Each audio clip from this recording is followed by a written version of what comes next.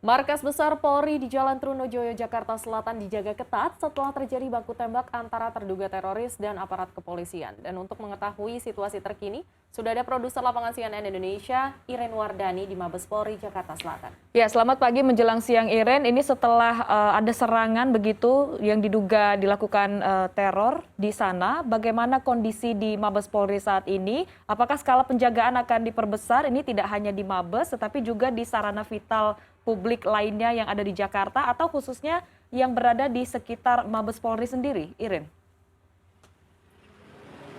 Iya, selamat pagi Farhanisa dan Sarah.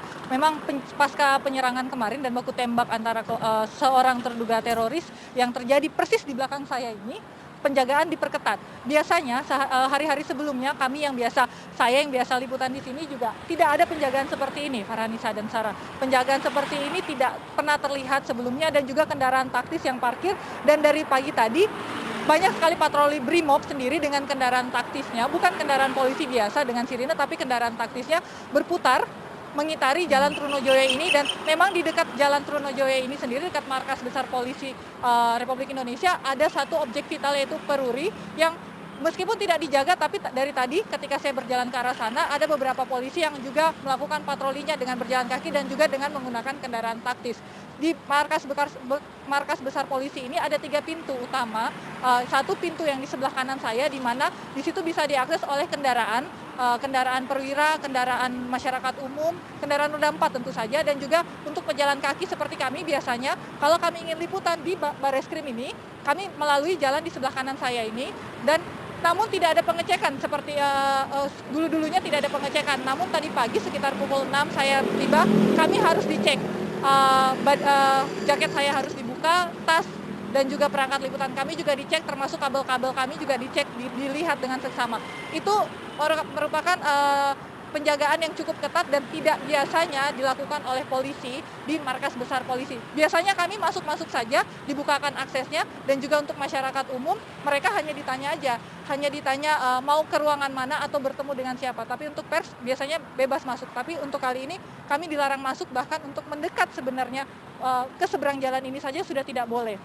Lalu kemudian ini pintu utama di belakang saya ini akses khusus untuk Kepala Polisi Republik Indonesia, dan juga ke arah ada penjagaan lagi ke arah Bundaran Senayan di sebelah kiri saya itu juga dijaga oleh kendaraan taktis dan juga polisi dengan seragam lengkap dan laras panjang. Memang kemudian pasca serangan atau pasca baku tembak di dalam markas besar polisi ini sendiri ada himbauan dari Kapolri Jenderal Listio Sigit, di tiap Kapolda, Kapolres, bahkan Kapolsek harus disiagakan, harus dijaga, harus diperketat. Meski kemudian pelayanan untuk publik dijamin tidak akan terganggu, tidak akan ada pembatasan, tapi penjagaannya harus diperketat. Sebagai catatan, serangan ke markas polisi sendiri ini bukan pertama kali, Farhanisa dan Sarah. Tahun 2018 saya ingin mengingatkan pernah terjadi serangan di markas Polda Riau sendiri. Ada 2 orang pelaku yang memang berhasil dilumpuhkan tapi memakan korban. Salah seorang anggota polisi terluka akibat luka tusukan saat itu. Tahun 2018. Nah, ini sebenarnya harus jadi pelajaran bahwa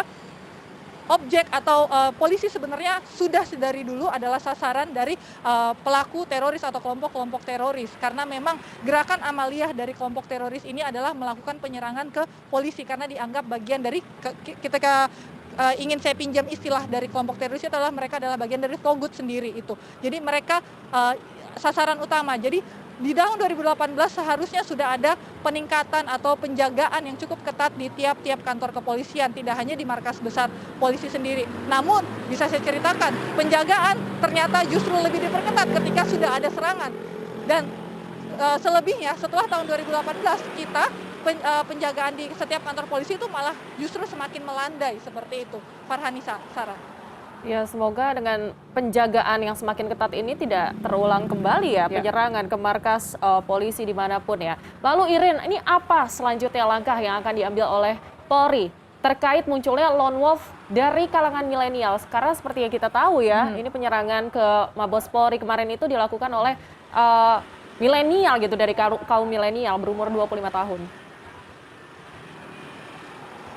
Iya, saat ini sebenarnya jaringan-jaringan teroris bisa saya ceritakan adalah jaringan teroris yang masih ada di Indonesia, itu JAD ataupun JI, sebenarnya mereka sudah terpecah-pecah sejak pemimpinnya Aman Abdurrahman untuk JAD sendiri itu sudah dilumpuhkan atau sudah ditangkap oleh Densus 88 dan sudah dijatuhin hukuman mati. Dan juga tempat atau pemimpinan mereka yang mereka selama ini berbaiat, yaitu Imam Al-Bahdi, juga sudah lumpuh atau sudah ditemukan tewas oleh tentara ketika menyerang Irak kemarin.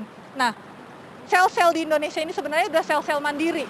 Mereka kemudian tanpa pemimpin bergerak sendiri-sendiri. Mereka melakukan baiat secara mandiri dan perekrutannya sendiri bisa dibilang melalui media sosial. Media sosial sangat lekat sekali dengan keseharian anak muda dan memang sekarang kemudian fenomena untuk merekrut perempuan itu sebenarnya bukan fenomena baru. Kalau kita bisa dilihat beberapa serangan teroris yang kejadian tahun 2018 di Surabaya juga melibatkan anak-anak bahkan dan juga istrinya sendiri. Metode-metode ini sebenarnya bukan metode baru kemudian. Nah, kalau Densus sendiri sepanjang tahun 2019 hingga 2021 itu sudah menangkap sekitar 200 lebih simpatisan atau juga kelompok yang terduga teroris yang berafiliasi dengan dua jaringan besar di Indonesia, yaitu JAD dan Jamaah Islamiyah. Namun mereka kemudian bukan pemain yang bergabung jadi satu. Mereka hanya melakukan kelompok-kelompok lepasan, kelompok-kelompok kecil. Kalau dibilang mereka adalah kelompok sel-sel tidur itu tidak bisa tidak bisa disebutkan bahwa mereka adalah sel-sel tidur karena sebenarnya mereka aktif sekali melakukan pengajian-pengajian perekrutan dan juga brainwash melalui media sosial, yaitu media sosial bisa disebutkan pola komunikasi mereka selama ini polisi mengamati atau melakukan penyelidikan di Telegram karena itu yang paling gampang untuk merekrut banyak orang tanpa batasan orang di dalam grup di Telegram itu sendiri dan juga di Instagram juga seperti yang dilakukan oleh salah terduga pelaku teroris yang sudah dilumpuhkan dengan inisial ZA kemarin. Sebelum dia melakukan aksinya, dia menyatakan bahwa dia berbaiat kepada ISIS. Nah, kalau di Indonesia sendiri, ISIS itu adalah bagian, JAD adalah sudah berafiliasi dengan ISIS, walaupun sebenarnya kelompok itu sudah cukup lemah. Saat ini polisi atau Densus sendiri sudah masih melakukan penyelidikan dan sudah menangkap sedang melakukan penyelidikan kelompok-kelompok mana lagi yang akan melakukan ancaman-ancaman atau melakukan tindakannya mereka untuk melakukan tindakan preventif agar tidak ada lagi serangan-serangan serupa. Sebenarnya sejak tahun 2021 sudah cukup banyak. Kalau dari 2019 sampai 2021 ada 200 orang. Rekornya sebenarnya di tahun 2021 menurut keterangan Kabid Humas Mabes Polri beberapa hari lalu, tahun 2021 saja udah dari sepanjang Januari sampai Februari 90 orang lebih yang sudah ditangkap dan sudah diselidikin karena dugaan mereka terkait aksi teroris atau akan melakukan tindakan teroris. Apalagi menjelang bulan puasa ini di mana gerakan polanya adalah mereka akan melakukan gerakan-gerakan yang mereka sebut gerakan amaliyah, yaitu menyerang pemerintahan atau menyerang juga sekelompok orang yang mereka anggap bagian dari togut atau kafir, salah satunya adalah polisi seperti ini. Dan ini sebenarnya bukan pola-pola lama, bukan pola-pola baru maksud saya. Ini adalah pola-pola lama yang seharusnya bisa dibaca oleh polisi. Nah, pembacaan itu kemudian yang melakukan polisi memang melakukan tindakan penangkapan besar-besaran dan penangkapan besar-besaran ini kemudian dianalisa oleh para ahli pengamat teroris menjadi bagian dari tindakan balas dendamnya mereka atau kelompok-kelompok mereka karena pemimpin kecil-kecilnya mereka dari sel-sel yang dianggap sel-sel tidur itu kemudian bangun daripada ditangkap, lebih baik mereka melakukan tindakan bom bunuh diri atau serangan langsung. Karena itu adalah menurut mereka adalah bagian dari gerakan amaliyah atau jihadnya mereka. Farhanisa, Sarah.